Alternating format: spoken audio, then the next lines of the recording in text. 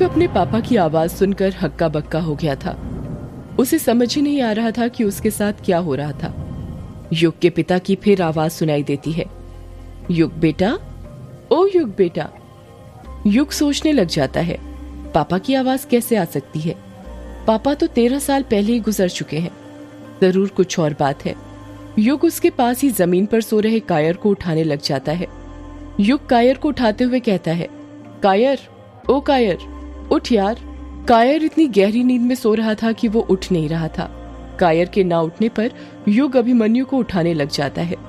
युग अभिमन्यु को हिलाते हुए कहता है, अभिमन्यु, ओ अभिमन्यु, उठ भाई, उठ न यार। इसलिए कहता हूँ इंसान को इतनी भी नहीं पीनी चाहिए कि होश ही ना रहे। कायर और अभिमन्यु के ना उठने के बाद युग कछुए को उठाने की उम्मीद छोड़ देता है, क्योंकि वो जानता था जब वो दोनों ही नहीं उठे तो कछुआ क्या उठेगा। युग के पिता की फिर से आवाज सुनाई देती है, युग बेटा, ओ युग बेटा, ऊपर आओ बेटा। युग खुद से कहता है, ये आवाज तो ऊपर वाले कमरे से ही आ रही है, पर ऊपर तो कोई नहीं है। फिर ये आवाज ऊपर से कैसे आ सकती है? कहीं घर के अंदर कोई चोर वोर तो नहीं घुस गए? नहीं, अगर चोर घुसते तो वो पापा की आवाज में बात नहीं करते, ना ही मेरा नाम लेते। जरूर कुछ और बात है और इसका पता लगाना पड़ेगा मुझे। इतना कहकर युग धीरे धीरे सीढ़ियां चढ़ते हुए ऊपर वाले कमरे की ओर जाने लग जाता है। जैसे जैसे युग सीढ़ियां चढ़ते जा रहा था, उसके पिता की आवाज तेज होती जा रही थी। आवाज का पीछा करते करते युग उसी कमरे के सामने आकर खड़ा हो गया था, जिस कमरे के अंदर यक्षिणी कैद थी। कोठी में लाइट नहीं थी, जिस कारण चारों तरफ अंधेरा छाया हुआ था, पर दरवाजे के ऊपर बना शैतान का नंबर 666 लाल रंग में चमक रहा था।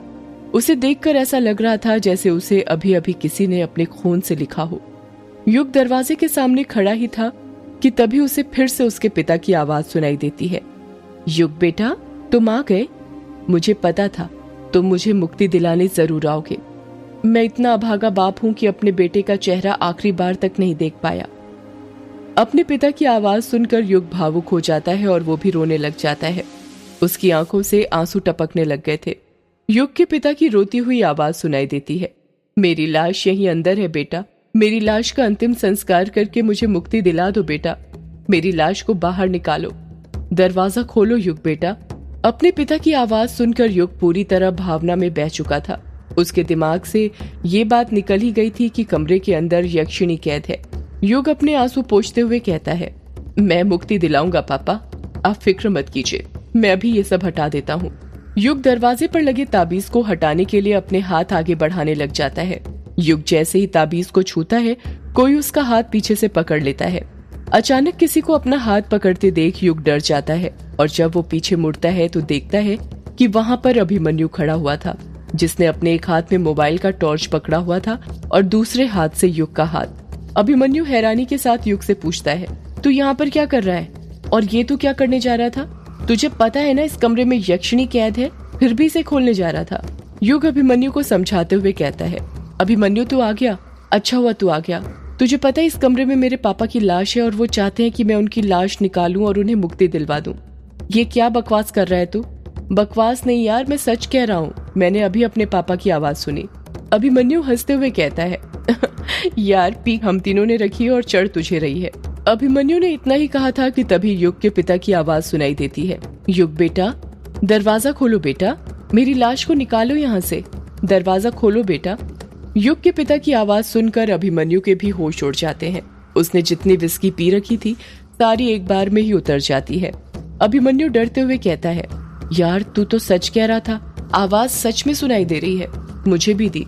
वही तो कह रहा हूँ यार, और आवाज इस दरवाजे के पीछे से आ रही है, पर इस कमरे में तो यक्षिणी है ना। युग और अभिमन्यु की बिल्कुल समझ में नहीं आ रहा था कि वो दोनों क्या करें। दोनों एक दूसरे की सूरत घूरते जा रहे थे। दोनों डर के मारे पसीने से लथपथ हो गए थे। फिर युग के पिता की आवाज सुनाई देती है, युग बेटा, दरवाजा खोलो बेटा।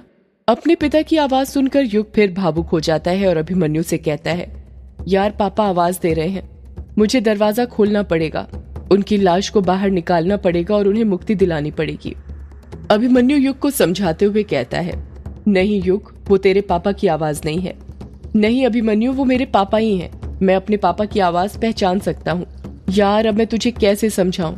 ये यक्षिणी की आवाज है जो तेरे पापा की आवाज निकाल रही है ताकि तू ये दरवाजा खोल दे और वो आजाद हो जाए। नहीं अभिमन्यु, ये यक्षिणी की नहीं मेरे पापा की आवाज है और वो चाहते हैं कि मैं उनकी लाश निकाल कर उनका अंतिम संस्कार करके उन्हें मुक्ति दिला दूं। युग, ये यक्षिणी की एक चाल है, समझ मेरी बात को। मैं तुझे बताता हूँ, आत्माएं ज्यादातर वही बात दोहराती हैं जो काम उन्हें अपने शिकार से करवाना होता है। और तूने एक बात नोटिस की, जब से तेरे पापा की आवाज आ रही है वो एक ही बात बार बार बोल रहे हैं, और वो ये है कि युग बेटा दरवाजा खोल, युग बेटा दरवाजा खोलो, क्योंकि वो तेरे पापा की नहीं यक्षिणी की आवाज है। वो चाहती है तू दरवाजा खोले और वो बाहर निकले। नहीं अभिमन्यु, वो यक्षिणी की नहीं मेरे पापा की आवाज है। वो चाहते हैं मैं दरवाजा खोलकर उनकी लाश बाहर निकालूं। फिर युग के पिता की आवाज सुनाई देती है, युग बेटा दरवाजा खोलो बेटा। युग के पिता की इतनी ही आवाज सुनाई दी थी कि फिर अंदर से कोई दरवाजा ठोकने लग जाता है। कोई अंदर से जोरों से दरवाजा ठोक रहा था।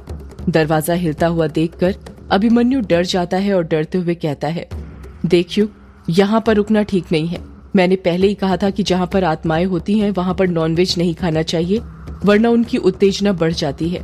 ये सब उसी का असर है। हमें यहाँ पर और नहीं रुकना चाहिए। चल मेरे साथ नीचे चल। अभिमन्यु लगातार कुछ न कुछ बोले जा रहा था, पर युग पर उसकी बातों का जरा भी असर नहीं हो रहा था। युग अपने पिता की आवाज सुनकर इतना भावुक हो गया था कि वो भूल गया था कि क्या सही है और क्या गलत। युग के कानों में बार बार उसके पिता की आवाजें गूंज रही थी, युग बेटा दरवाजा खोलो, युग बेटा दरवाजा खोलो। युग दरवाजे पर लटक रहे ताले को अपने हाथ में पकड़ता है और उस पर बंधे अलग अलग धर्म के ताबीज और लाल रंग के कपड़े हटाने लग जाता है। अभिमन्यु युग को रोकते हुए कहता है, ये तू क्या कर रहा है युग, रुक जा, ऐसा मत कर वरना तू सोच भी नहीं सकता क्या हो जाएगा। अभिमन्यु के समझाने पर भी युग नहीं समझता और वो सारे ताबीज दरवाजे से निकाल कर फेंक देता है। अभिमन्यु हकलाते हुए कहता है, ये तूने क्या किया युग, तुझे जरा भी अंदाजा है अब क्या अनर्थ होगा। युग ने ताबीज तो निकाल दिए थे, पर उसकी समझ में नहीं आ रहा था कि वो ताला कैसे तोड़े। ताला तोड़ने के लिए युग अपने आसपास कुछ ढूंढने लग जाता है जिससे वो ताला तोड़ सके। अभिमन्यु फिर युग को समझाते हुए कहता है, रुक जा युग, अभी भी वक्त है, दरवाजा खोलने की जिद छोड़ दे, ये सब ठीक नहीं है। ये तू क्या ढूंढ रहा है, तू मेरी बात क्यों नहीं सुन रहा है, मैं कुछ कह रहा हूँ तुझसे। युग अभिमन्यु की बात पर कुछ ध्यान नहीं दे रहा था। ऐसा लग रहा था जैसे वहाँ पर अभिमन्यु हो ही ना, सिर्फ युग अकेला हो। युग को फर्श पर ही एक हथौड़ा पड़ा मिल जाता है। वो उसे उठाकर दरवाजे के पास जाने लग जाता है। युग को दरवाजे के पास जाता देखकर अभिमन्यु समझ जाता है कि वो हथौड़े से ताला तोड़ने जा रहा है, इसलिए अभिमन्यु उससे पहले ही दरवाजे के सामने जाकर खड़ा हो जाता है और युग को रोकते हुए कहता है, नहीं युग, मैं तुझे दरवाजा नहीं खोलने दूंगा चाहे कुछ भी हो जाए। युग गुस्से से कहता है, देख अभिमन्यु, मेरे सामने से हट जा, वरना मुझे भी नहीं पता आज मेरे हाथों से क्या हो जाएगा। मुझे दरवाजा खोलने दे, समझा।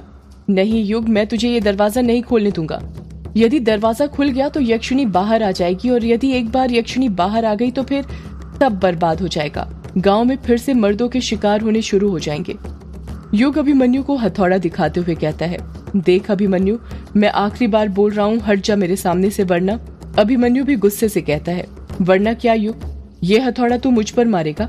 मारना है तो मार दे, पर मैं कह देता हूँ मैं यहाँ से नहीं हटने वाला। मैं तुझे ये दरवाजा नहीं खोलने दूंगा। युग जानता था अभिमन्यु बचपन से ही बहुत जिद्दी है और वो दरवाजे के सामने से नहीं हटने वाला, इसलिए वो अभिमन्यु को दरवाजे के सामने से हटाने की दूसरी तरकीब सोचने लग जाता है और कहता है, अभिमन्यु, उस दिन जब तू मुझे काला झाड़ी जंगल में मिला था तो तू अपने इलेक्ट्रोमैग्नेटिक फील्ड मीटर से भूत को खोज रहा था ना? अभिमन्यु हैरानी के साथ कहता है, हाँ, तो तू ये सब बातें अभी क्यों कर रहा है? युग प्यार से अभिमन्यु को समझाते हुए कहता है, तो यार, भूत पकड़ने का इससे अच्छा मौका और कहाँ मिलेगा।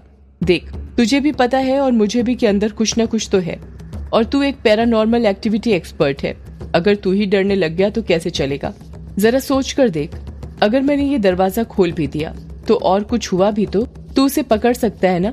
आखिर तू एक सर्टिफाइड पैरानॉर्मल एक्टिविटी एक्सपर्ट है। युग, मैं ना भूतों को खोजता पकड़ता हूँ, यक्षिणी को नहीं, समझा? ये भूत और यक्षिणी में बहुत फर्क होता है। यक्षिणी दूसरे लोग से आई है, उसे काबू में करना मेरे बस की बात नहीं है। युग गुस्सा करते हुए कहता है, एक बात बता, तू सच में पैरानॉर्मल एक्टिविटी एक्सपर्ट है ना? कहीं झूठ मूठ की डिंगे तो नहीं हाँकता? मुझे तो लगता है कि तुझे वो पैरानॉर्मल सोसाइटी वालों ने धक्का मारकर निकाल दिया होगा तेरे इस डर के कारण, तभी तो तू यहाँ पर आया है, डरपोक कहीं का। अगर ऐसे ही चलता रहा तो तू जिंदगी में कभी आगे नहीं बढ़ पाएगा। देख युग, तुझे जो बोलना है बोल, पर मैं तुझे दरवाजा नहीं खोलने दूंगा। तू चुपचाप हथौड़ा मुझे दे दे, वरना मैं नीचे जाकर कायर और कछुए को भी उठा दूंगा, और फिर वो दोनों तेरी इस हरकत के लिए तुझे कभी माफ नहीं करेंगे, ना ही तेरे स्टार्टअप में तेरी कोई मदद करेंगे। युग समझ जाता है कि अभिमन्यु उसकी बातों में नहीं फंसने वाला, इसलिए वो हथौड़ा अभिमन्यु के हाथों में दे देता है। हथौड़ा हाथ में पकड़ते ही अभिमन्यु के कानों में युग की कड़वी बातें गूंजने लग जाती हैं। तुझे भगा दिया गया होगा पैरानॉर्मल सोसाइटी वालों ने, धक्के मारकर निकाल दिया गया होगा, तू जिंदगी में कभी आगे नहीं बढ़ पाएगा। अचानक से अभिमन्यु के हाथ पैर गुस्से के कारण फूलने लग जाते हैं। उसके हाथों की नसें दिखने लग गई थी। गुस्से के कारण उसका चेहरा लाल हो गया था। पता नहीं अभिमन्यु के मन में क्या आता है। अगले ही पल वो अपनी पूरी जान से हथौड़े से ताले के ऊपर वार कर देता है और ताला खट से टूट जाता है।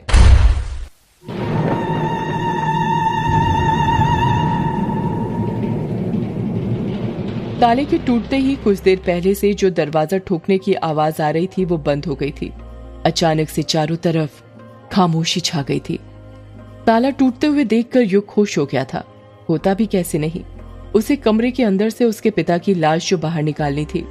अभिमन्यु दरवाजे पर का ताला हटा देता है और उसकी कुंडी खोल देता है। युग और अभिमन्यु दोनों मिलकर दरवाजा खोल देते हैं। जैसे ही दरवाजा खुलता है उसके अंदर से बदबू आने लग जाती है। वो बदबू ऐसी थी जैसे किसी मरे हुए इंसान के शरीर में से आती है। अभिमन्यु अपनी नाक पर हाथ रखते हुए कहता है, इसमें से तो बहुत गंदी बदबू आ रही है यार। युग अभिमन्यु की बात का कुछ जवाब नहीं देता और सीधे कमरे के अंदर घुस जाता है। अभिमन्यु भी युग के पीछे पीछे कमरे के अंदर घुस जाता है। कमरे के अंदर अंधेरा छाया हुआ था, जिस कारण ज्यादा कुछ दिखाई नहीं दे रहा था।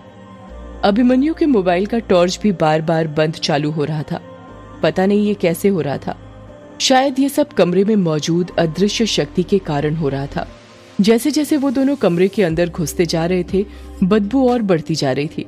वो बदबू उनके नाक के नथुनों में पूरी तरह घुस चुकी थी।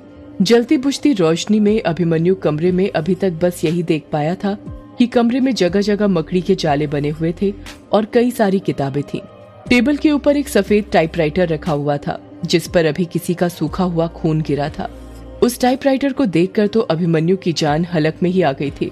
कमरे के अंदर खामोशी छाई हुई थी। युग उस खामोशी को तोड़ते हुए कहता है, पापा कहाँ हैं आप? पापा कहाँ पर हैं आप? देखिए मैं आ गया। आप मुझे आवाज लगा रहे थे ना पापा? अभिमन्यु दबी हुई आवाज में युग के पैर पर धीरे से लात मारते हुए कहता है, ये तू क्या बोल रहा है? युग किसे आवाज लगा रहा है? युग अभिमन्यु की बात का कुछ जवाब नहीं देता और फिर से अपने पापा को आवाज लगाते हुए कहता है, पापा कहाँ हैं आप? युग ने इतना ही कहा था कि तभी एक औरत की भिन्नाती हुई आवाज सुनाई देती है, पापा नहीं, यक्षिणी बेटा। ये आवाज सुनकर युग और अभिमन्यु दोनों दंग हो गए थे। युग हकलाते हुए कहता है, कौन? औरत की आवाज सुनाई देती है, मैं यक्षिणी, तेरी मौत।